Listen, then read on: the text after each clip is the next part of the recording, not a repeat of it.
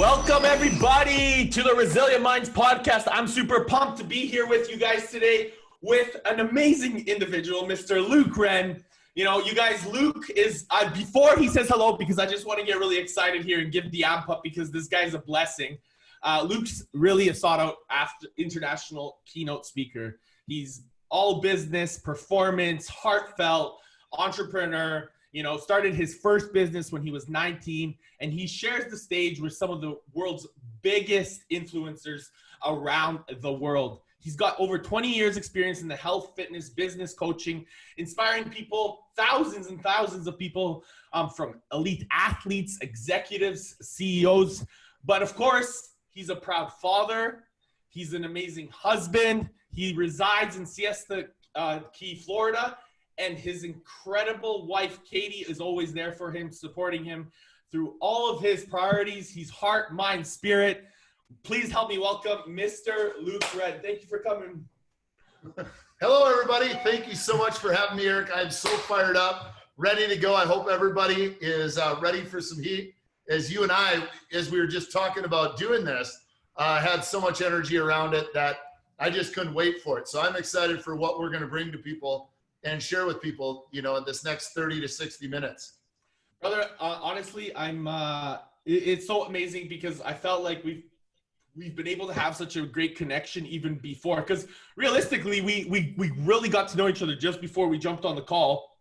And we spent like maybe, 10, 15 minutes connecting, and immediately it was like a brotherhood. So I love that connection. Got a lot of similar past.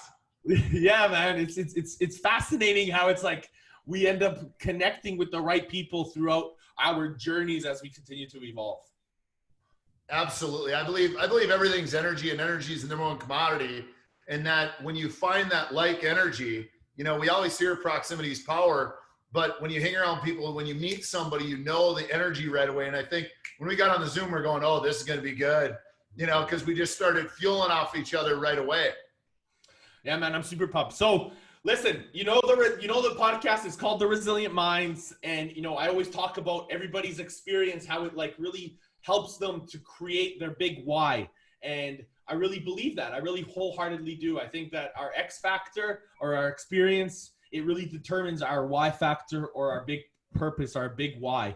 So I want to just go back a little bit to, I know you started your first business when you were 19 years old, but I want to just kind of, with a Coles Notes version, take us through that process of like evolution to where you are today, Luke, and how it contributed to that big why that you continue to push and you continue to elevate every single day.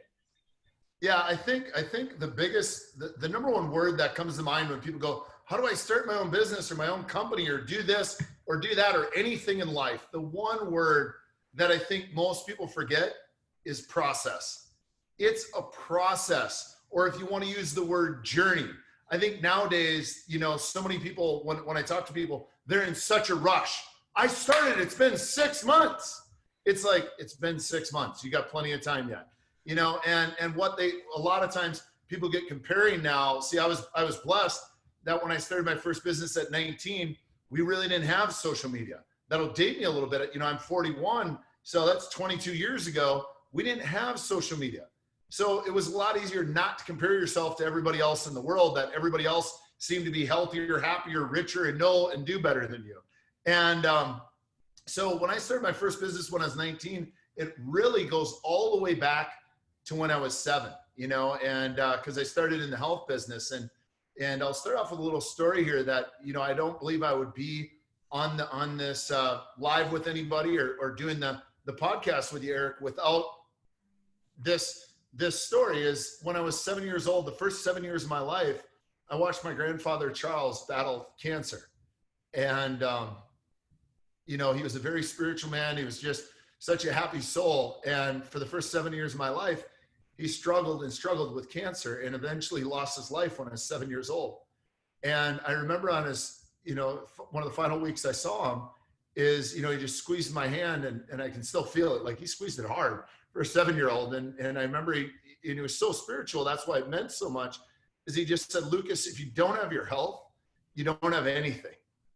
And it just hit me at 7, I had tears in my eyes, and you can see they still come back to this day because I believe that he lives in me, forever. I mean, I believe I took a lot of that spirit on and said, my grandfather's going to live with me forever and through me. And at 7, I can't say that I knew I'd do what I do today, but all I knew is at 7, I walked away and I went out and bought, some of you may have heard of Jack LaLanne, the father of fitness. And I bought the Jack LaLanne chair workout book. And this will really date us, the people my age and older we used to have these things called cassettes, and we put them in Walkmans, and I had the boss, Bruce Springsteen, born in the USA, and I would listen to Bruce Springsteen and do the chair workout. And at 7, I told everybody, which at that point was my family and friends, how they were going to get healthy and show them the chair things, and just wanted to help people so that they didn't have to suffer, so that they get healthy, because if they didn't have their health, they didn't have anything. And that just stuck in my head. Lucas, if you don't have your health, you don't have anything. And really, that's what drove my passion to want to help people with their health. And then I remember when I was 13, I started telling people I'm going to have my own health club someday. And I started working out at a health club when I was 13. I grew up in a town of 300 people. So we had to drive 35 minutes the opposite direction of school to find the nearest health club. And we drive 35 minutes at 4:30 in the morning to get there just after 5 a.m. to work out before school and then go to school. And so I went into the gym and I would just ask everybody questions. And I just, and I didn't have any idea at 13. I come from a family that was relatively poor in money, but the one thing I was blessed with is my mother and father were so rich in love. I mean, I'm so blessed to have the two most incredible parents in the world that taught me the foundation from the good book and Midwest principles and how to treat people and how to be polite and respectful and just live by fundamental common sense that seems to be lost a little bit in today's society. But the thing is we didn't have a lot of money starting out. Now, I watched my father work his tail off. Literally, for 2 years, he had owned a business, and he was a diesel mechanic at night. Literally, for 2 years, I watched him sleep 2 hours a night and work 2 jobs and own one of them to make ends meet. And I believe that's like one of my greatest qualities is I'm going to outwork you. I don't care who it is. I'm going to outwork anybody. And the one common thing is if you talk to somebody I worked with or worked for or was on their sporting team, nobody worked harder than me. I took pride in that because I watched my father go, we didn't have a lot of when I was really young, and then we did better. And then we did better. I mean, we used to have a dirt floor room in our basement. And then I watched him upgrade our house and build out our house and then eventually get a house on the lake. And we thought, hey, how does life get any better than that? Get to grow up on a lake in Minnesota. And so I watched him do better by working harder and teaching me those fundamentals. And so I just kept saying, I'm going to get my own health club. And my friends would laugh at me and they would say, oh yeah, you don't have any money. Where are you going to get the money to build your own business, huh? And they would call me crazy. And then at the age of 17, I came across this audio program. And I was at a garage sale, and if anybody here has gone to garage sales, like something $5, really expensive, right? The whole Gary Vee methodology. Yeah, it was like, yeah, exactly. Gary Vee, I was garage selling, right? Yeah. And when you come from a small town, that's where you get a lot of your stuff is garage sales. And so I was at a garage sale, and I saw this like tapes, and it had this big head and big teeth on it, and it was Personal Power by Tony Robbins. And at 17, I'm like, $25. And it was still like all brand new, like all in the package. Somebody didn't even listen to it. And I go, but $25, that's a lot of money. And anyways, paid the $25. And I remember listening to it over and over and over again. And my friends would, would laugh like, oh, how are you going to get your own? I'm like, you don't need the how. You just need to know why. I want to do it because I want to honor my grandfather. I want to help people. I want to teach people, like, if you don't have your health, you don't have anything. Like, you need to prioritize your health. You can buy another car. You can get another house. You can replace everything except for you.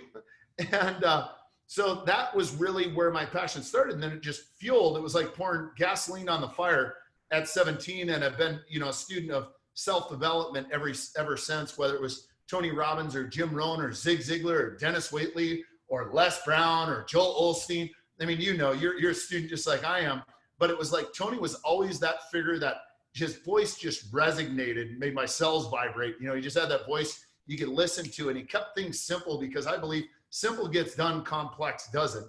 And if we make things complicated, it allows us more excuses why not to do them. And so finally, when I was 19 and I was going to college, I'd had many different jobs. At the age of 7, my first job was mowing the principal's lawn because I was always in his office. In the second grade, I started getting a little bit of trouble, and I was always in my principal's office, Kurt Leving. You probably even may hear this podcast, but I was always in there. So he asked me to mow his lawn. I started mowing his lawn.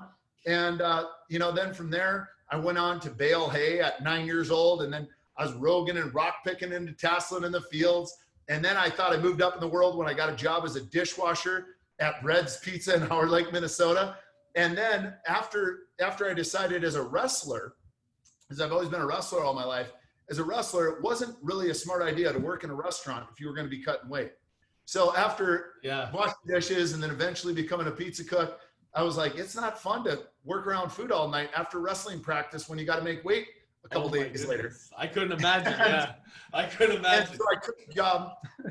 I took a job as a painter, and I worked for Jay Pettit Painting.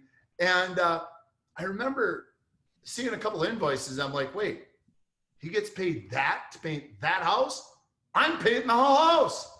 And I go, why don't I start my own painting business? And so I grabbed all the money I had, picked up, borrowed a little bit of money, and got a truck, got a sprayer, got some ladders, and started Wren Painting. And I remember that year, I was 19. I was going back to college on a full scholarship. And in 2 months, I made $18,000 net. I was like, I'm loaded, right? Coming from a small town, you go back to college and, I had some minor expenses, but I was on scholarship. So for wrestling, so I didn't have a lot of expenses. And I thought, I'm like, this business thing is cool. And I remember one day, and my brother Wes will hear this and he'll be mad about it. But I remember one day where it changed for me in becoming an entrepreneur. You have those moments where, you go, oh, I get it. It clicks. The first moment was when I saw the margin of what he had. And I go, why wouldn't I have my own painting business if I'm able to do the work and teach other people how to do it? So that duplication thing. And then what it was is I remember one of the very first jobs, I had hired my brother and a friend of mine, Brent, and I got him going on a job site, and I had to go bid another job, and the bid went really quick. So I go, well, I don't want to go back to the job. I got them going. They can do the job. And I remember I stopped by home, grabbed a change of clothes, and I went golfing. And then I changed back into my clothes and said, and I showed up at the end of the day and I said, oh gosh, I went out, bid a couple more jobs, sorry guys, it took a little longer than what I thought. Got done, and I'm kind of laughing inside too, right? Like, man, I got them started. I've taught them what to do. They're doing a great job. I bid a couple more jobs, so we got some more jobs in the funnel. And I went golfing today. This is cool. And you learn that time leverage and the power of that duplication. And so all of that kind of pulled up to my first business. And, it went really well while I was in college. I made really good money with it. But I never laid off. I enjoyed, having a business. And I sold that one. And did you have that whole business throughout while you were in college? Yeah, my last few years of college. I'd do it in the summers. And then when I was home for breaks and stuff, I'd bid it out. And then there were some places in college where I could just bid jobs with some ladders and do them as well, because you can make such great money. I didn't mind doing it. Turn up the radio, do a little painting, and just kept it very simple. How did you drive? So in that mindset, like when you were able to really utilize this potential, and you're like, that something clicked as an entrepreneur. What was it that now allowed you talked about the self-development, you talked about all of a sudden turning into this entrepreneur, that it just made sense. What was it that continued, that defining moment that you realized, holy cow, I can start changing people's lives? What was that big, and then you all of a sudden, you know what I'm talking about? I have a purpose. I have a purpose. I have a passion. I have an aha. I'm going to go out there and I'm going to make change. I'm going to help people. Was it a situation, maybe a couple of situations? Was it a person? Was it a place? Yeah, really, it was at 7 years old. I mean, that's the thing that's so ingrained to me. If you don't have your health, you don't have anything. And I always tried to help people since then. I became the why guy. I would ask everybody, why do you do this? Why do you do that? Even when I went in the gym, I'd ask all the fit people, what'd you do? I even went up to some unhealthy people and said, what do you do? Make sure I didn't do what they were doing, right? But I learned by asking people. And then the guy that I was painting for, I learned from him. And, I think the blessing for me is, now, like I said, I didn't know exactly this would be, but from 7 on, I just wanted to help people. Now I knew I wasn't going to paint long-term, but I was able to do that and still be at the gym and work out and still keep my eye on my target of, hey, I'm going to eventually have my own health club because I want to help not hundreds, I want to help thousands of people. And then I remember having my health club, because then fast forward a little bit, that was at 19. And then I got my first job working in a health club when I was 20 years old. And I remember it's hilarious. Like, I want a lot of people that hear this are probably going to measure up and go, not to me, but they've probably measured up to other people in their life and go, well, I'm not where I thought I should be right now. Is anybody listening to this comparison replay thought that you're not as far down the road as you should be? You haven't achieved what you should by now, or there was a 0 birthday, 30, 40, 50, or 20, whatever it is. And we measure up thinking we should be making more money. We should have a bigger house. We should have this. We should have achieved that. And for me, I sat and I go, okay, well, I took my first job at $13,000. And I'm like, I went to college to take a job for $13,000. I called a health club back home when I was going to college in Colorado. And I called back home and to the local health club to buy my parents some exercise equipment, because I was on them still, that if you don't have your health, you don't have anything. Mom, it was your father that told me that, like, we need to make sure you guys are doing some health.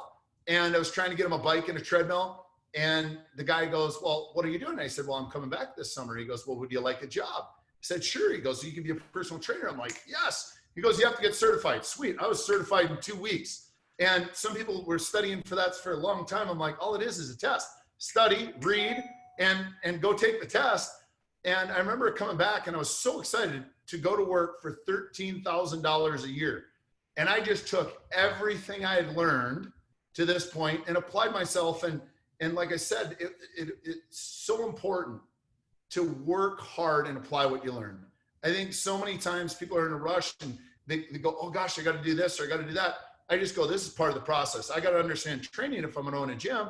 And after about 4 weeks, I sold more training than anybody there had ever sold because I believed in it so much. And then they made me PT manager. And then I sold more of that. And then they go, would you like to sell memberships? And then I sold a lot of memberships. And then they go, well, would you like to be sales manager? And then I was sales manager. And then they go, would you like to be assistant manager? And I go, great, I'll be assistant manager. And about a year in, they go, would you like to apply for general manager? And I was like, yes.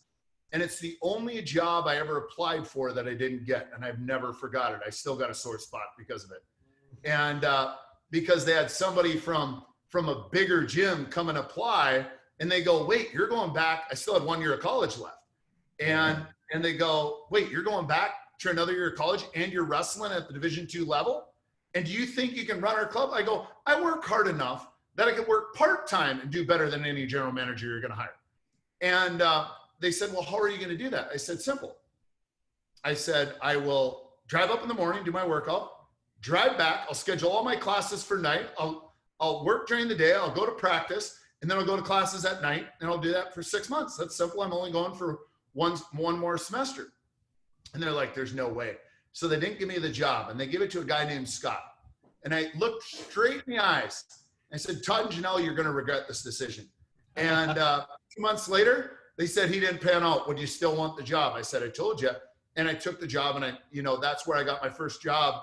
And 6 months later, I found myself giving that job up and moving areas, and and everything kept going. And I had some life changes, and the craziest thing is I went from my dream job to selling cars for 2 years. Why I tell people that is people that listen to this, there's going to be some U-turns or some curveballs in life, and you just got to embrace them. Because here's the blessing of me selling cars for 2 years. I went from 18 or almost 24 months of doing what I dreamed of doing to selling cars. Because I was moving into an area that didn't pay what I was making before in that area after I graduated. And But what the blessing in selling cars for 2 years was, it taught me the sales process. Yes. I truly began to understand the sales process, and you were selling something that everybody looked at you as a salesman. So you learned to overcome objections, find out what people were wanting, how to interview them properly, and listen, not tell them what they need, and really get down the sales process and the road to the sale and the close, and help people, listen to what they need and what they want, and give them what they need so they're a long-term customer. And without that, I wouldn't have been I would not have been as successful in business as I've been, because without sales, nothing else happens. Yeah. And so then I fast forward from that, 2 years into that, I go, you know what? My dream's too important. I need to do it again. And I started personal training in the area, which was Eau Claire, Wisconsin. And so I went into the local club. I said, tell you what, I'll sell memberships for 2 months till I fill up on clients. And they go, what do you mean fill up on clients? Like, none of our trainers are full. I said, but your trainers suck. I love what I do. And they're like, are you kidding me? We have some really fit trainers. I go, I don't care how fit they are. It's how fit you make your clients. And True. Exactly. And I think that was like, Luke, I just want to really touch point here, because I think that there's a huge resonance for me anyways, and for anybody else that's on here that has never sold anything, to where it's become like sales, or car sales. It was really the turning point that gave me the ideology of like, holy cow, I need to understand people a little bit more when it comes to business. So if you fast forward that whole experience to where you are today, and how you've been able to really transcend that whole blockage for individuals when they come to you, especially when you come to these in this corporate settings, and how you can serve at this higher level. What is it that, describe the process that you would take somebody through to really understand that really it is serving. It's not like sales, like sleazy sales, but it is more of a service focus. Yeah. Number one, some people say, can you sell something you don't believe in? The answer is yes. Would I choose to? No. Right. So many people hear that they go, well, I don't believe in it. I wouldn't recommend selling it then. Because that is not congruent. And I believe congruency is huge, and you want to be ethical in what you do. So why would you sell somebody something you don't believe in or would benefit them? So I've always believed in, when it comes to sales, you want to be representing something you believe in and serves people in a good way. And there is not a business in the world that would be there without sales. And what I find a lot of times when I go into organizations is the number one process is to investigate what are your beliefs around sales.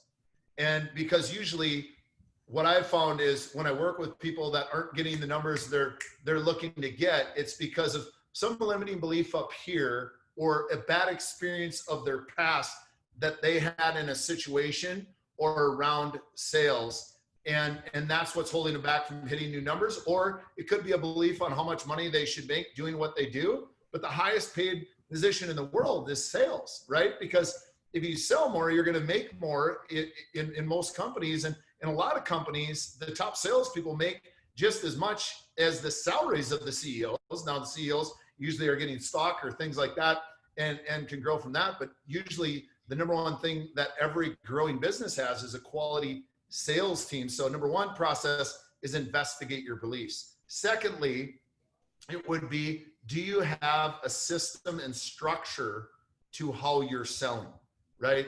And because you want to be able to make it duplicatable, and you want to make sure you're following a process, not living on somebody's individual talents of influence. Yes, you want to use influence, but there should be a script and a process to what you're doing. So it's not dependent on one or two people, but you can teach anybody that's in your company on how to do that has the skills or wants to develop the skills for sales.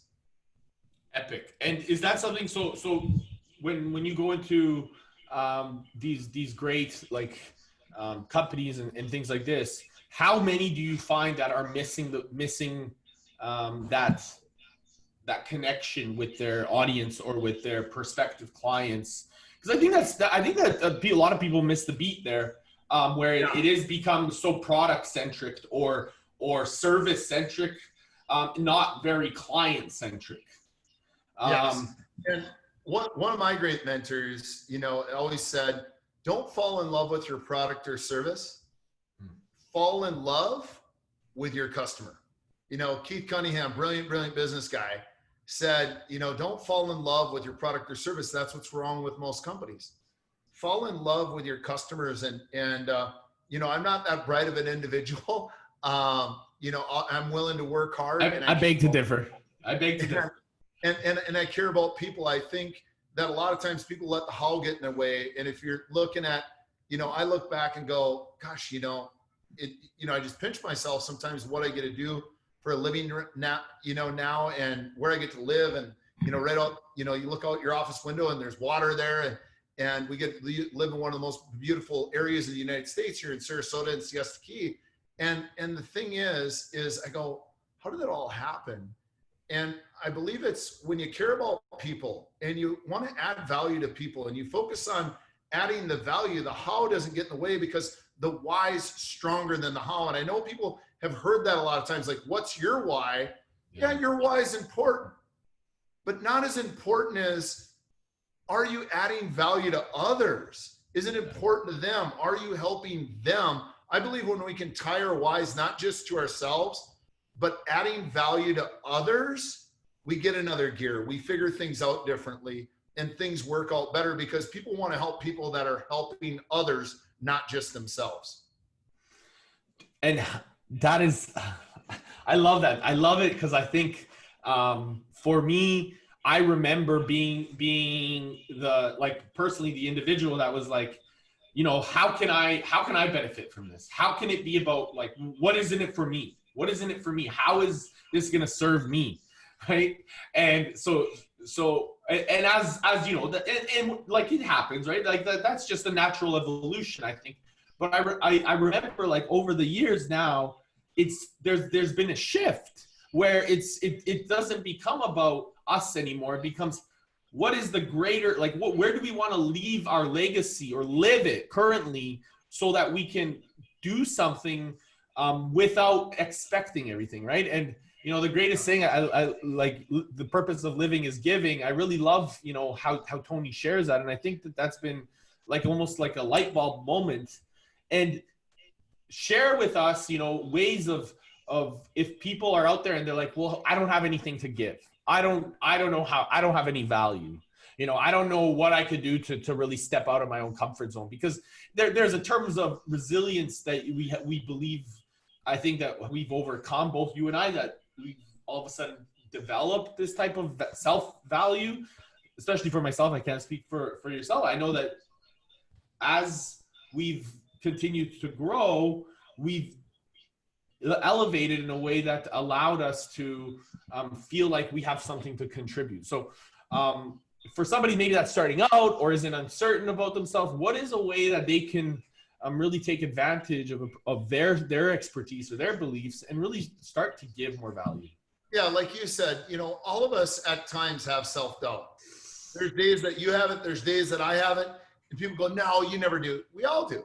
But that's your mind talking to you.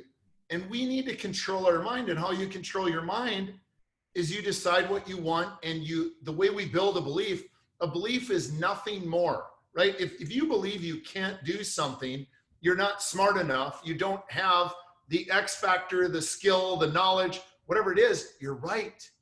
If that's what you tell yourself. And if you believe you can and you will, you're right. See, so what we need to do is go, if we say we can't do that, we need to investigate it and go, is it true? And no, that's not true. Because if I really wanted to, if I had to, I would be able to. And, but it's when, Tony says, when your should becomes a must, right? There's always a moment in time where you have enough leverage on yourself or somebody has enough leverage on you, you figure something out. So I think it's so important for people, especially nowadays, where everybody's following everybody else, to decide, who are you? What are the words that you're going to put? This is a simple little exercise I'll give you guys. What are you going to put behind the words I am? This is just fundamental psychology. What are you going to put behind the words I am? And build that identity of who you are. And then the world is, life is. And what is the world to you? You know, the world's filled with abundance. The world's an amazing place. Well, Luke, have you paid attention in 2020? As far as I'm concerned, the United States is still the best country in the world to live in, right? Otherwise I wouldn't be here, I'd move, right? And the thing is, so it's what do you think of the world, what life is, and then what are the sayings, whether you call them incantations, affirmations, statements, whatever you want to call them, what do you say to yourself daily? And what do you feed your mind daily through screens or audio or peer group?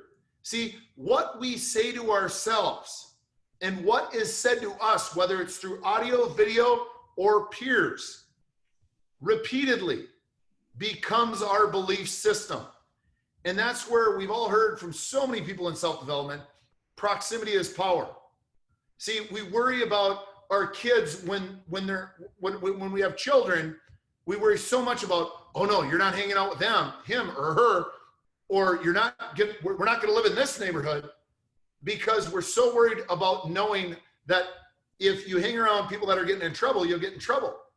But as adults, we tend to forget about it. And see, we need to have a high standard of who are we surrounding ourselves with? Are we surrounding ourselves with people that say, you can do it, let me help, you can figure it out? Of course you can do that, you're amazing, you're outstanding, you'll figure out a way? Or are we hanging around people like to see you do that? And one thing I've been blessed with is I learned that early on from that audio with Tony at 17, proximity is power. And I protected my proximity. I'd rather be by myself than somebody that doesn't believe in me. I'd rather be by myself than somebody that makes me feel worse about myself. Everybody write this down. Only hang around people that make you believe you can do more. Only hang around people that leave you better than when you met them. And see, it's not just get around successful people, get around people that get you to believe in yourself more, feel better about yourself, fuel you. They add fuel on your fire of your soul that you go after things. You run from the people that laugh at your dreams. You lock arms with the people that encourage you to think bigger. See, all too often in today's society, there's only two ways that we can really, do something great. We can tear everybody else around us down so we can feel good about ourselves, or we can continue to build ourselves better and help everybody around us build as well. See, and that's the power of community, and what you're seeing in every great company is they build culture. They build culture by building each other up. There's no company that you know the name of like that, whether it's Apple, whether it's Nike, whether it's Tesla, that does not have a great culture. And great cultures and is no different than a great peer group. You build each other up. You challenge each other in a healthy way. And it's what, I just challenged the people in my monthly coaching group to what I call a 3-to-1 challenge. See, I first heard about this at a Tony event that he referenced John Gray, that I believe it was John Gray said, in order for a relationship to last, it needed to be a 5-to-1 is what he called it. 5 compliments or positives to 1 negative or put down or whatever you want to call it, 5-to-1. And I thought, well, let's just start 3-to-1, because as a leader and achiever, if you're a leader and an achiever and you're listening to this, chances are if you're listening, you already are. Give yourself a pat on the back. Raise your hand up. Because one of the things we got to be aware of as leaders and achievers is we tend to be hard on ourselves. We tend to think about what we need to do instead of what we celebrate what we have done. We tend to, get and put more pressure on ourselves. So, and this happened when I started speaking a lot more, is I would go, oh gosh, I need to get better at this, this, and this. And I would start looking at what I needed to get better at first before I celebrated what I did well. And what happened is it was hurting my self-esteem, confidence, and certainty. So if you want to build your self-esteem, your confidence, and your certainty and have more enjoyment and happiness in life, is start doing this. I tell you to just challenge yourself of this 3-to-1 challenge. Before you're allowed to coach yourself on anything or say you need to improve at anything, whatever it is you're doing, go, man, I'm excellent at this. I'm outstanding at this. I'm incredible at this. I did a great job of that. However, here's the one thing I need to get really focused on. But give yourself 3 positives before the 1 focus of improvement. Or if you go, oh man, I didn't get that done. Before you say that, go, I got this done, that done, that done.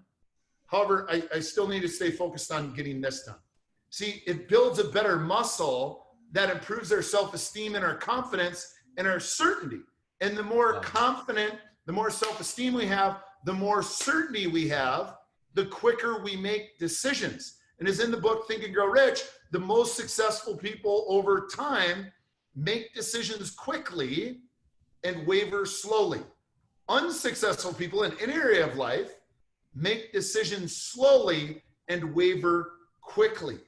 So especially why I wanted to point that out in this time is, and the people I've been talking to literally all over the world, people tend to be froze a little bit right now.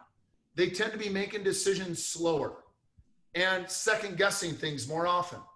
This is a time that you really need to go to work with those fundamentals of I am, the world is, life is, and this 3-to-1 to continue to build even in an uncertain world. Some of the best advice I ever got was, you do not look for certainty in your environment. You find the certainty inside of you and you bring it to your environment, because that's what leaders do. So realize that we all right now need to build our self-esteem, build our confidence, and build our certainty that will allow us to have fun, fully utilize the now, and have more enjoyment and happiness in life, regardless of what's going on in the world. Because guess what? That's all we have to do. Every moment is a gift. Do not take it for granted. If you have food on your table, if you have a bed to lay on at night, you have a roof over your head, quit bitching and keep living.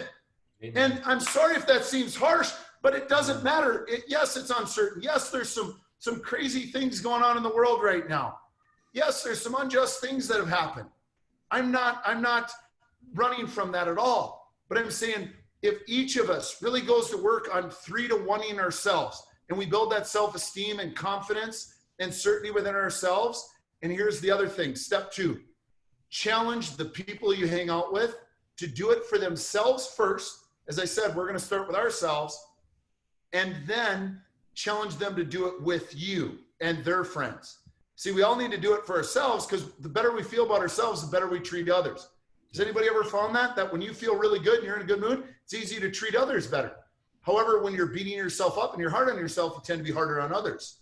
So see, challenge yourself. Now just imagine that in your proximity, if you started giving yourself 3-to-1 love, and you gave 3-to-1 love to everybody you know, love, and care about, and even strangers you run into, and they did it for you, what would your self-esteem be 30 days from now?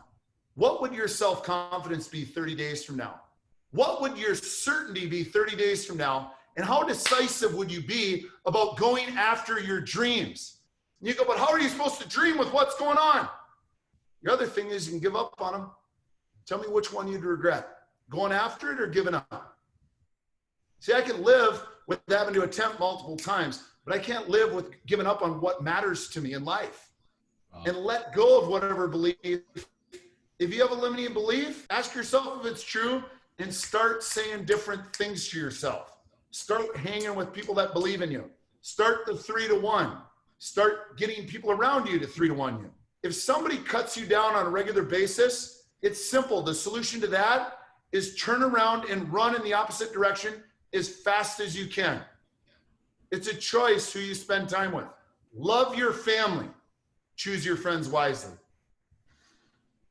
The 3 positives plus 1 improvement, man, that's just dynamite. I took a note of that, because that's like, I think that's so magnifying in a way that we can really pass that on, like pay it forward. It really comes back. And literally I was, and it's fascinating, because I was going to just ask you, like, how do some of these values, some of these brilliant components show up in regards to your business or your work, right? And then you talked about culture.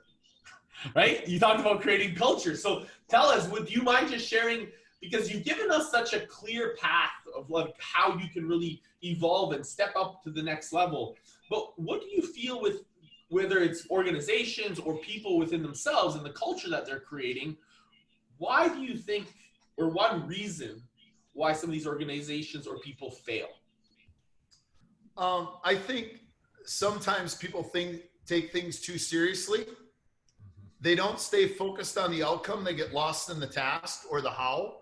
And you know, when I go into cultures, I look, are they having fun? And write this down. If you're not having fun, you're doing it wrong. And people go, oh, you can't just have fun and make money. Well, what are you supposed to do? Be angry and make money? Not have fun and make money? See, the thing is, ask yourself, do I produce better results when I'm happy and having fun? So for every company, it's different based on where they currently are, right? The first step in getting to where we want to go is most people talk about their goals and dreams, but they don't get honest and clear with where we are starting because most people don't take that first step because they lie about where they're at, not on purpose, by accident. And if you think about it, we've all done it, including me.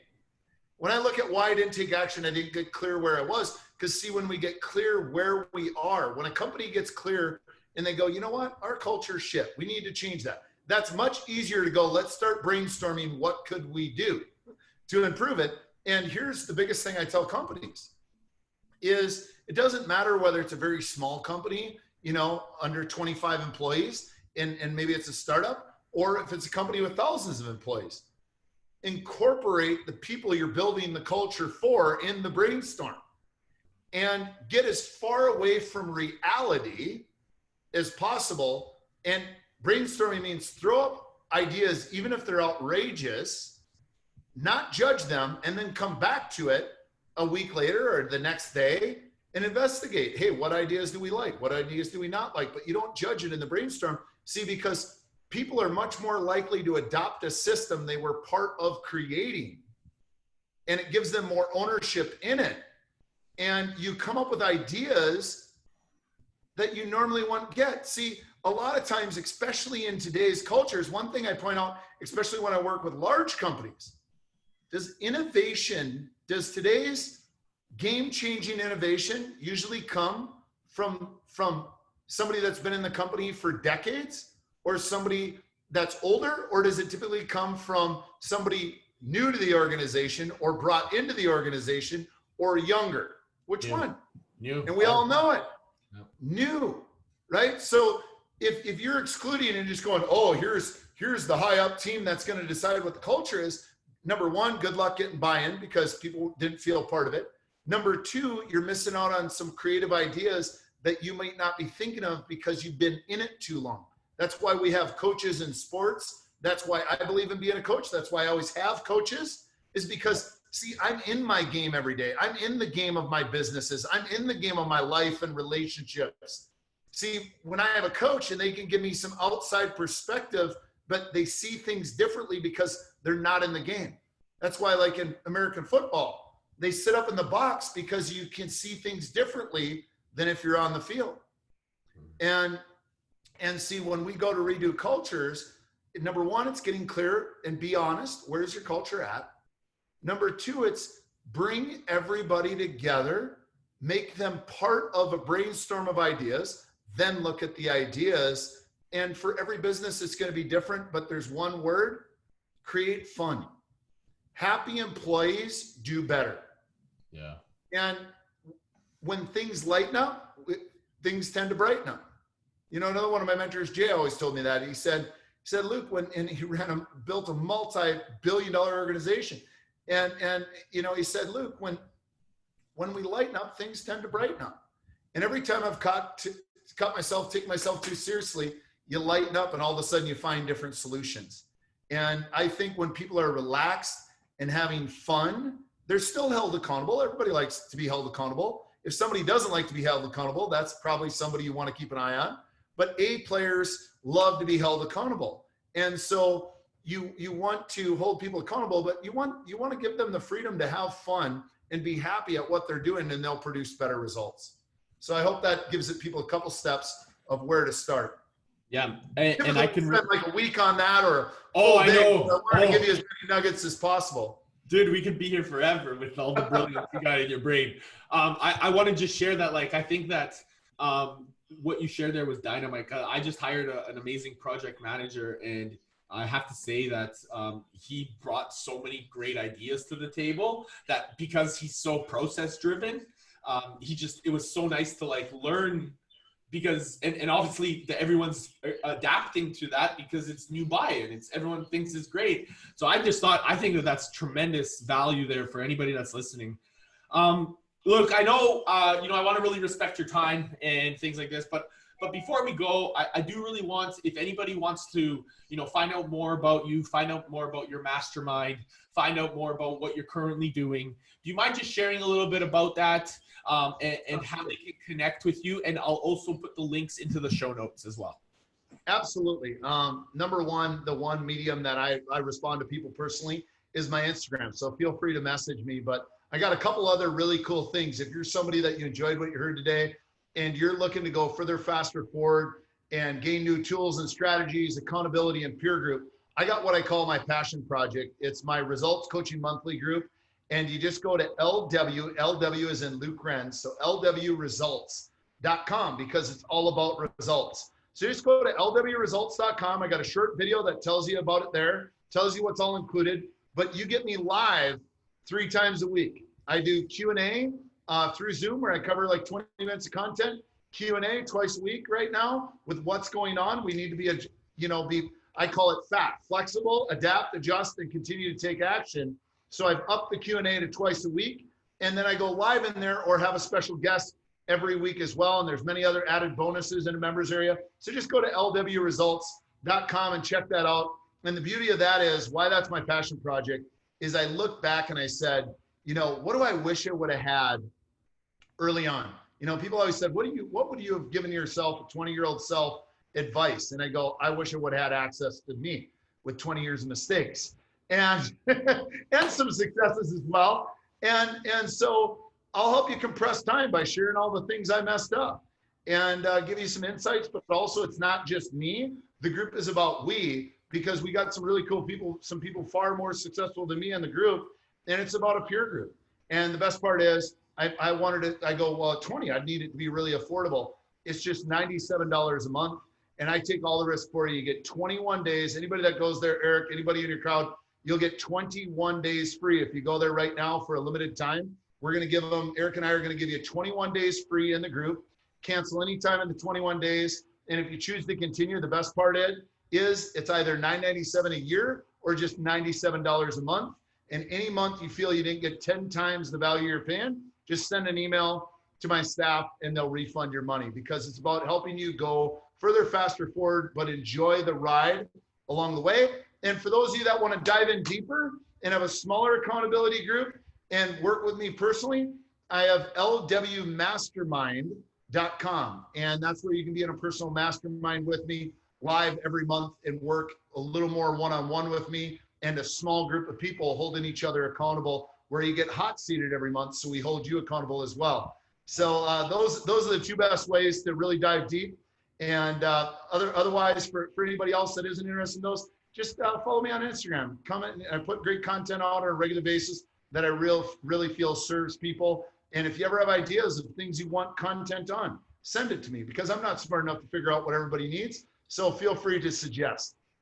I love it, Luke. And that's tremendous value. Thank you so much. I think that if anybody is driving right now, don't worry. I'm going to put everything into the show notes so that you guys can go and have a click and go right to it. So Luke, last question before we go, because again, I just want to make sure that I'm respecting your time. If you had 3 days left to live, simple 3 days left to live, what would you do? I'd keep doing what I'm doing. I think one of the gifts that we all can give ourselves is live every day as your last. If today is my last day, I got to do what I loved every day. I spent time with my family, and some people go, well, easy for you to say you get to do what you love. But I've used this analogy a lot with my group recently. And I said, how many of you would be excited for $1 million? If I was going to give you a briefcase of $1 million, who would be excited? And of course, everybody goes, of course I would. Now, what if I told you the only way you could take the $1 million is if this is your last day?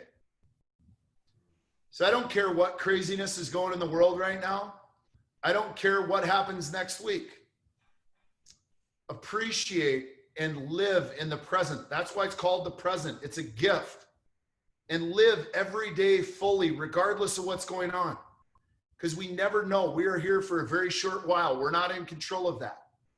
So live life fully. And I came up with an acronym lately that I think really serves, if you don't mind me sharing, Eric, of a way to live in this time. And because I think it's a time now more than ever that the world needs love. And I think it's a time where the world needs leadership. And I speak on leadership a lot, and I came up with an acronym called LEAD, because I think the world needs us all individually, everyone. Even if you don't think you're a leader, you are. And we all need to lead right now. Number one, we need to lead with love. Fear divides, love brings us together. Love gets rid of the pain. So we need to lead with love like we never have before. Secondly, we need to lead with empathy and compassion. We need to understand that we can't completely understand what somebody else has gone through, been through, or currently going through. And many people are being affected by all the changes in the world right now in a different way. So have more empathy for them. Let's set down the judgment, the opinions, and putting our beliefs on others.